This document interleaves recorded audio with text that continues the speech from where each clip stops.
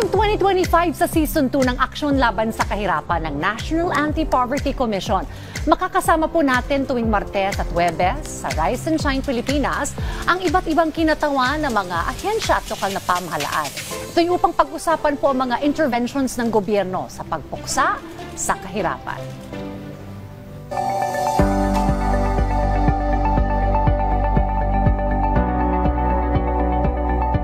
Sa ating bagong season, tututukan po natin ang convergence o yung pong pagtutulungan at pagsasama-sama ng mga programa at stakeholders sa patuloy na pagpapaunlad ng mga komunidad at pamayanan.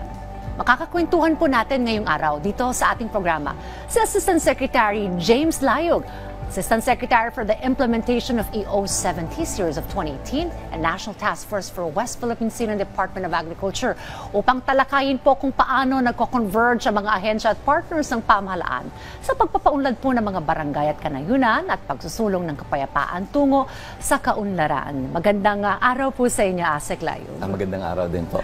Alright, well, pag-usapan po natin mga anti-poverty efforts po ng DA, particular po yung inyong pong mga hinahawakang programa. Tell us more about these programs. Yes, ma'am. Ako po ang namumuno ngayon dun sa Poverty Reduction Livelihood Employment Cluster ng NTF-ELCA, wherein yung Department of Agriculture ang chair ngayon.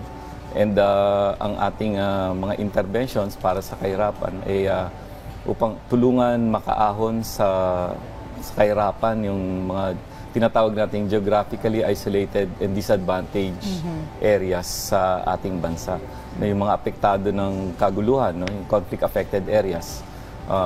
Dating mga guerrilla fronts na clear na ng security forces, ngayon nandito tayo para magdala ng sustainable development, peace and sustainable development. Speaking about convergence, Asek Layog, sino-sino po, anong mga ahensya ng gobyerno ang inyo pong katuwang sa mga programa at inisyatibang ito?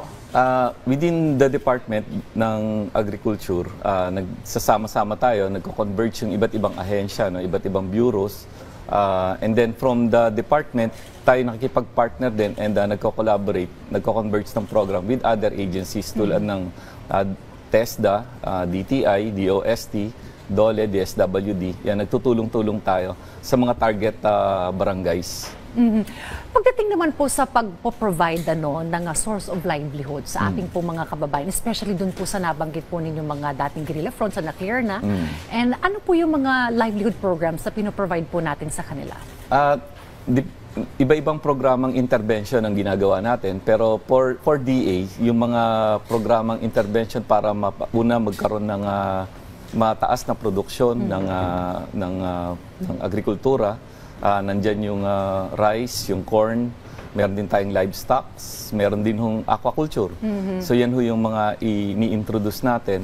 And then, tumutulong naman si TESDA para sa training and capacity building. And then, ang DTI po ang tumutulong naman sa value adding at saka pagtulong sa market linkage kung saan ima-market yung mga produkto.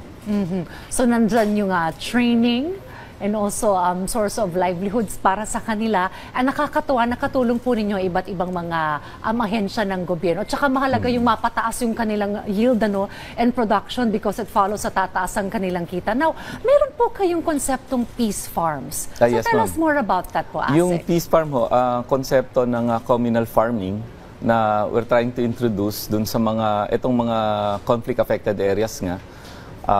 Ang farm workers, ito ay pagtutulong-tulong ng iba't ibang sektor at stakeholders upang masustain yung peace at magkaroon ng development. So, ang farm workers dito ay yung mga former rebels, and then yung KAFGU, magkasama na rin sila, at yung komunidad. Ang nagbibigay ng lugar o area na sasakahin, kuminsan yung military reservation, kuminsan naman private sector, even the church is also helping out. And then ang technical aspect at saka yung mga farm inputs galing po sa DA. Ang training naman yung kinukuha natin galing sa TESDA at iba't ibang ahensya. Maganda yung konsepto, And also, this is a platform for the former rebels to really reintegrate sa society. Parang yun na rin ang natin, ang konsepto niya is halfway house na rin siya, doon na rin yung training for mainstreaming ang tawag natin, more than integration, is to mainstream, ibalik sa mainstream yung mga dating mga kasama na natin na galing sa kabilang panig. Well, talking about peace and poverty, paano po ba nag-work itong dalawang konsepto na ito para masiguro natin na magiging sustainable yung kumbaga pag-angat ng kanilang buhay at mabawasan itong incident of poverty? Oo. Kasi ang importante, hand in hand yan chicken and egg nga Ano ba mauna, peace or development? So I think sabay sila, no? Without peace, wala ring progress So we have to invest on peace. Kaya tayo kailangan magdagay. Sabi nga namin, yung mga gida barangays, the farthest, the poorest, and the smallest barangay, diyan dapat mag-invest ang gobyerno. Diyan tayo dapat, ang Estado dapat diyan magdala ng mga programa para magkaroon ng development at the end of the day magiging magkakaroon ng sustainable peace, magkakaroon ng development. Right. Sa ating pong mga magsasakanos, dahil sa Department of Agriculture, ano po yung ating monitoring pagdating sa poverty incidents dito po sa sektor na ito? At ano po yung mga hamon na patuloy po ninyong hinaharap at na nilalabanan para po matulungan po ang ating mga magsasaka, sir? Oo. Last na tala ng PSA, ang datos po is around 27% ang poverty incidence sa agri-fishery sector, which is translated into around 2.1 million farmers and fisher folks. So with that, marami yung programa ang DA ngayon upang makatulong para iangat ang antas ng kabuhayan ng mga kababayan nating nasa sektor ng agrikultura, no? Kaya nga meron tayong mga programa tulad ng special area for agricultural development na kung saan ito ay tinitulungan yung mga lowest, poorest mga barangays. No?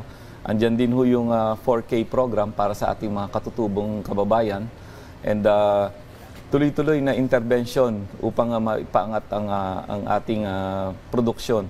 Kasi nung nag-assume ang ating Pangulo bilang kalihim ng Department of Agriculture, ang marching orders niya dalawang bagay Una, sabi niya, pataasin ang produksyon para magkaroon ng sapat na pagkain ng ating mga kababayan. Pangalawa, tulungan yung mga pinakamahihirap nating kababayan dito sa mga rural areas. Alright. Now, yung convergence, sir, how important na nagtutulungan yung mga ahensya under DA and even outside DA para puksain po ang kahirapan, particular sa sektor po ng mga magsasaka? Ang laking bagay ho kasi doon natin nakikita yung sa convergence yung pagtutulungan, yung tinatawag na nilang whole of government approach, and then whole of nation participation, and then good governance. Pag nagsama-sama ho ito, talagang kaya nating talunin ang kahirapan. Now I wonder, ano naman po ang pwedeng gawin ng mga local government units para po matulungan din po at maging partner ng DA to help the sector of agriculture? Actually, partner na po talaga natin sila. Ang ginagawa natin dito ay pinapatibay natin yung existing institutions ng ating local government, especially on the barangay level. Yun ang kinakapacitate natin dahil naniniwala tayo na nandun sa komunidad nagsisimula ang development. Alright, well, malugod po kami na kayo po ay nakasama namin ngayong araw na ito para mas maparating natin ang mensahe ng mga programa ng Department of Agriculture upang labanan po ang problema ng kahirapan sa ating bayan. Partikular po itong mga hamong patuloy na kinakaharap ng ating mga magsasaka. Kaya naman, Asek Layuga, samahan po ninyo ako at sama-sama tayong umaksyon laban sa kahirapan. Maraming salamat po ulit, Assistant Secretary Layug.